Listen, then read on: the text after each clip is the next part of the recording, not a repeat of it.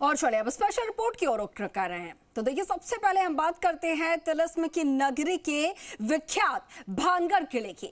अभी यहाँ की जो कहानी है वो पूरी तरीके से तिलिस्म पर बनी हुई है। भानगढ़ 16वीं शताब्दी में बसा। भानगढ़ को लेकर कई किंवदंती प्रचलित हैं और क्या है ये कहानियां, दिखाते हैं आपको इस रिपोर्ट में। भानगढ़ किले की भूतिया कहानी। तांत्रिक का श्राप, किला हुआ वीरान। किले में रात के वक्त रुकना मना है। भानगढ़ के किले का क्या है रहस्य? तिलिस्म की नगरी से विख्यात भानगढ़ किले की कहानी अभी तक पूरी तरह तिलिस्म बनी हुई है। यहाँ आने वाले पर्यटकों के सामने अब भी इसकी कहानी फिल्मी जैसी लगती है, लेकिन इस किले में लगे बोर्ड इस बात को बताने के लिए काफी हैं। सरकार ने इस इलाके में जाने पर सूर्यास्त के बाद रोक लगा रखी है और इसी रोक के कारण पर्यटक ये मानकर चलते हैं कि यहाँ पर भूत जैसी कोई चीज भी है। ये भानगढ़ का किला अलवर जिले के सरिस्का अभ्यारण्य इलाके में मौजूद है, जहां आज भी इसके खंडर ऐसे प्रतीत होते हैं जैसे यहां आधुनिक तरह का बाजार रहा होगा। भानगढ़ 16वीं शताब्दी में बसा और 300 सालों तक भानगढ़ खूब फला फूला।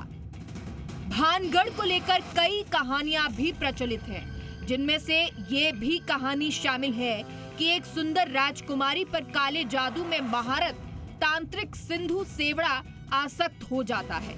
वो राजकुमारी को वश में करने के लिए काला जादू करता है, पर खुद ही उसका शिकार होकर मर जाता है। पर मरने से पहले भानगढ़ को बर्बादी का श्राप दे जाता है, जिसके बाद धीरे धीरे भानगढ़ वीरान हो जाता है।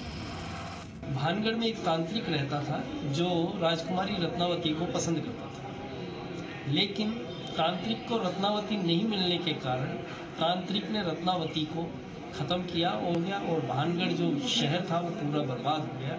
और उसके बाद से ये किंवदंती है कि यहाँ पर भूतों का डर बना हुआ है। तो वहाँ देवी देवताओं का आज भी प्रकोप है, इस तरह का लोगों की मान्यता है। जबकि ऐसा कुछ भी नहीं है कि वहाँ पर रुकना मना है, लेकिन पुरातत्व विभाग की टीम जो है आज भी वहाँ रुकने नहीं देती और ऐसा माना गया है कि वहाँ पर भूतों का वास है। कहते हैं कि पड़ोसी राज्य के साथ हुई लड़ाई में मारे गए सैनिकों की आत्माएं आज भी रात को भानगढ़ के किले में भटकती हैं, क्योंकि तांत्रिक के श्राप के कारण उन सब की मुक्ति नहीं हो पाई थी। वह सूर्यास्त होने के बाद यहाँ इतना डरावना महसूस होने लग जाता है कि कोई भी नहीं रुकता।